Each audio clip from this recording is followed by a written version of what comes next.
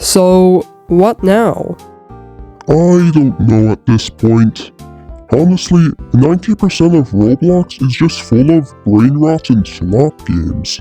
I just want to do something fun for once. Maybe we could try out some actually good Roblox games. I mean, that actually doesn't sound too bad. Not like anything can go wrong if we play them, right? Why, hello there. Would any one of you be interested in playing? Look, before you say anything, we are not going to be playing that sprunky Shin Sonic content farm garbage again. We've gone over that septillion times already. I refuse to play that anymore. Oh, wait a second. Big Biggie, you aren't that stupid UGC monstrosity anymore. What happened to you? Well, I kind of got bored of it, so I decided to go back to normal. Well, that makes sense, I guess. But that still begs the question, what brings you both here anyway? Well, considering how you all aren't interested in those kinds of games, why don't we try something different? I mean, I'm willing to try anything other than sprunky Shin Sonic garbage. I'd rather play those horrible free UGC games again if I'm being honest. What have you done?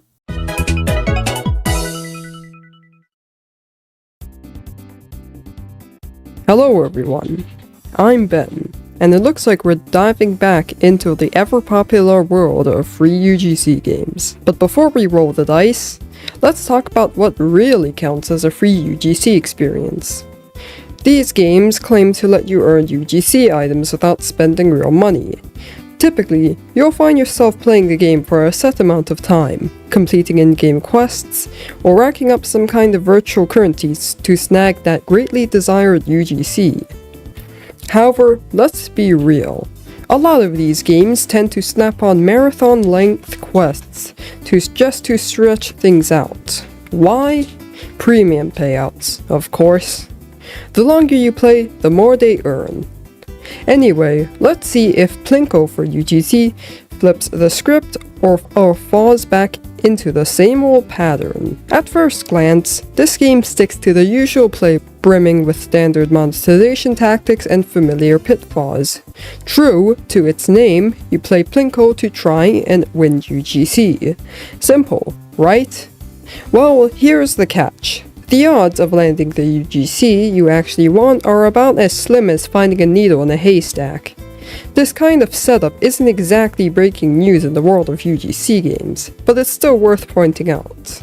Then there's the game's atmosphere. To put it bluntly, it's pretty uninspiring. The environment feels hollow and lifeless, and during my time there, the place was practically a ghost town. A few scattered players here and there, but nothing was screamed vibrant community. All in all, Plinko for UGC left me underwhelmed. While it delivers on the basic premise, the lack of excitement, engagement, and fair odds makes it hard to recommend. It's another one of those games where the grind overshadows the fun. When you hear the title Freeze for UGC, you'd think the gameplay involves freezing other players to earn some greatly desired UGC items, right? Well, think again. The actual way to earn UGC here is by tackling a glass bridge obby. Yep, truly a revolutionary concept in gaming. There are freeze game passes that presumably let you freeze other players. But let's be real, I'm not dropping Robux on this chaotic cash grab. So, off to the glass bridge obby I went, where you are forced to pick the correct path to proceed. No shortcuts here. If you so much as graze the wrong tile, you'll find yourself dead a few seconds later. Sure, you can rely on your teammates to blaze the trail, but that only works until they decide they've had enough and stop risking their necks. After all, they want to see what's at the end too. Determined to conquer this obby, I endured failure after failure, but with enough persistence and enough players testing the waters for me, I finally made it to the end, and the reward utterly underwhelming. My hard-earned prize was a measly 300 times the game's currency. And considering that UGC items can cost anywhere from 30,000 to a jaw-dropping 100k, it felt more like a slap in the face than a victory. Sure, you can earn time passively just by existing in the game, likely a nod to premium payouts, but it's painfully obvious that this entire experience was engineered for one thing: profit. I've got a lot to say about UGC Race or Die, so let's jump right into it. Right off the bat, the game throws in pets for some reason. I'm not sure why they thought this was a good idea, but hey, whatever floats their boat. I decided to try out the obby since there was a game going on and I couldn't join it. The obby was super easy, and I finished it in no time. I earned 250 coins for completing it, which wasn't bad considering how simple the obby was. There is also a rainbow spinning wheel that promises a galaxy domino crown. It looks cool, but the odds of getting it are probably incredibly low. Not surprising though, since 99% of UGC games do this kind of thing. I was also offered a starter pack, which includes 250 wins, 35,000 coins, 50 lives, a Dominus pet, and some UGC, all for the low price of 49 Robux. While it does sound like a decent deal, I'm not sure if it's something I'd enjoy long term, so I'm going to pass on it. I got distracted and died in the first round, but here's the kicker. The game claims you can get a rainbow hat UGC if you join their group. Alright, I'll bite. So I joined their group, claimed the hat, and guess what? Absolutely nothing showed up. I checked my Roblox inventory and the UGC wasn't there. Instead, it just appeared as a badge in my Roblox badge section, and the UGC was fake. How is this even allowed? This feels like outright scamming, and it's clearly designed to manipulate kids. If you say your game offers free UGC, please actually follow through with it instead of deceiving players. It's underwhelming.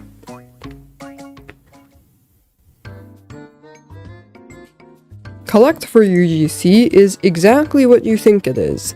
You collect for UGC. The main gameplay loop involves gathering hearts scattered across the map. On the surface, it's a pretty standard free UGC experience. It's loaded with the usual monetization tactics, bright, oversaturated colors, you get the idea. If I'm being honest, the environment feels bland and hollow. While I know visuals aren't the most critical aspect of a game, it would have been nice if they spent more time designing the environment. As it stands, the map feels pretty lackluster. Another major drawback is the gameplay itself. It feels monotonous and repetitive, with players wandering through a dull environment collecting virtual currency just to unlock Roblox UGC. With gameplay like this, it's easy to see why players might lose interest within the first 10 minutes. Claim-free UGC was honestly a strange one. Out of curiosity, I checked out the update logs to see what had been added or removed. The update itself seemed decent, but hold on. Herobrine used to be in this game? Whose genius idea was it to include Herobrine? He's from Minecraft. He doesn't fit in here at all. There's also this random area featuring a variety of Roblox faces and character bundles. And that's about it. Not much going on there. Then there's an arcade area with a bunch of machines you can use. Interestingly, one of the arcade machines is from Arcade Island, but it's unclear whether they licensed it or just ripped it off. This game also features a portal room advertising free UGC games like Punch Simulator and Pull a Sword. And here's the kicker. This game doesn't even have anything to do with claiming free UGC. It's just a hollow environment filled with arcade machines and a mishmash of other unrelated elements.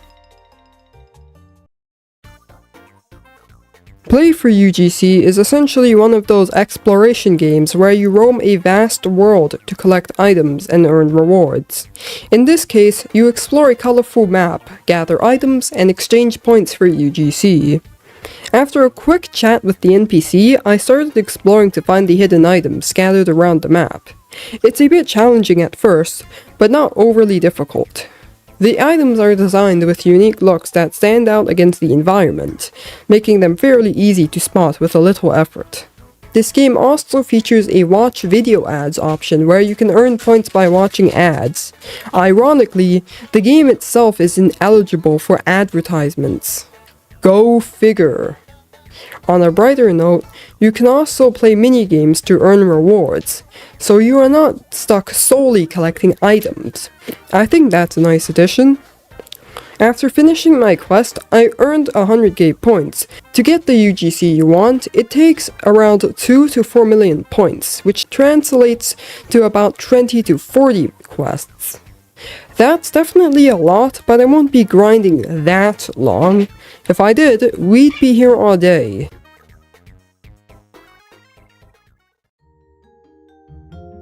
Don't play free UGC games. At this point, it's safe to say that free UGC games are just outright time wasters. These games claim to offer free UGC, but they make the quests ridiculously long or outright impossible. They are designed to keep you playing for as long as possible so the developers can drain as much money from you as they can. If you're a premium user, your time is essentially money to these developers. And don't even get me started on how some of these games claim to offer free UGC but don't even have any to give. The only people who'd be willing to grind for UGC in these games are either really desperate for it or just curious to see if they can actually get one. But with that said, thank you all for watching, and I will see you all next time.